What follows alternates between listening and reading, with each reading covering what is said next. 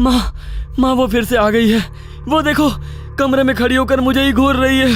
आप लोग मेरी बात का यकीन क्यों नहीं करते? वो ले जाएगी मुझे। तेरे कमरे में कोई नहीं है बेटा, तुझे वहम हो रहा है। दवाइयाँ खाकर सो जा मेरे बच्चे, कुछ नहीं है यहाँ। नहीं, कोई दवाई नहीं खानी मुझे। आप लोग बाहर बाहर नींद की दवाइयाँ खिलाकर मुझे सुला देते हो। वो यही है, मेरे आसपास ही है।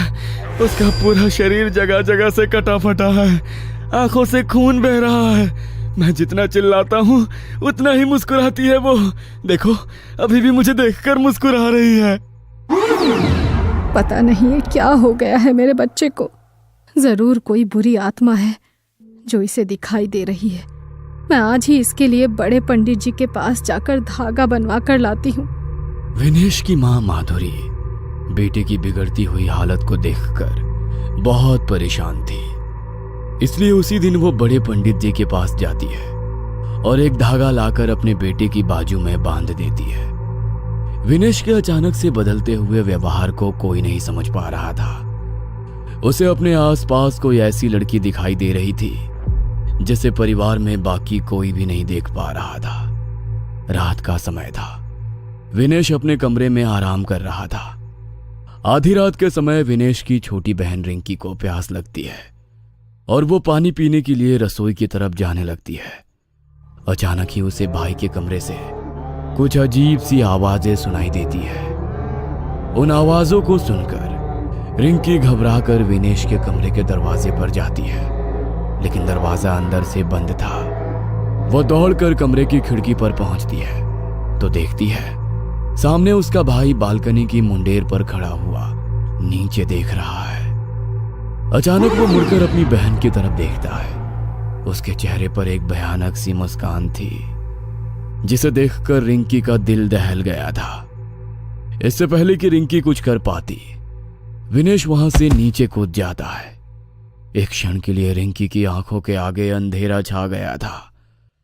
अगले ही पल रिंकी के मुंह से एक भयानक चीख निकलती है, जिसे सुनकर रिंकी के माँ बाप दौड़ते हुए वहां पहुंच जाते हैं। रिंकी अपना सर घुटनों में छुपाए लगातार रोए जा रही थी। किसी तरह सुबकते हुए उसने उंगली से विनेश के कमरे की ओर इशारा किया और एक बार फिर से फूट फूट कर रोने लगी। कुछ पलों में विनेश के साथ हुई अनहोनी के बारे में घर में सभी लोग जान चुके थे और चारों ओर अफरा तफरी मच गई थी। 3 दिन बाद काश के कुछ दिन पहले ही मैं उसे पंडित जी के पास ले जाती तो शायद आज मेरा बेटा जिंदा होता। अरे बस करो अपनी यंत्र तंत्र मंत्र की बातें। कोई भूत प्रेत नहीं दिखाई देता था उसे। दिमागी रूप से बीमार था तुम्हारा बेटा और इसी दिमागी बीमारी ने जान ली है तुम्हारे बेटे की। अच्छी तरह समझ लो इस बात को। तुम्हारे जैसे लोग ही समय पर इलाज करने की बजाय झाड़ फूंक में समय वेस्ट कर देते हैं और उसके बाद जब बात हाथ से निकल जाती है तो सर पकड़कर रोते रहते हैं। गलती तो मेरी भी थी ना, जो मैं तुम्हारी बातों में आ गया, लेकिन अब किया भी क्या जा सकता है। जो होना था वो तो हो गया। अब तो रिंकी ही हमारा सब कुछ है। रिंकी अभी बस 18 साल की थी। इतनी छोटी सी उम्र में उसने अपनी आंखों के सामने अपने भाई को मरते हुए देखा था। इस बात का उसके मन पर बहुत गहरा असर पड़ा था। इस घटना के बाद रिंकी ने किसी से भी बहुत ज्यादा मिलना जुलना, हंसना बोलना कम कर दिया था। वो दिन रात सिर्फ अपने कमरे में बैठकर पढ़ाई करती रहती, मानो एक जुनून सवार हो गया था उसके सर पर।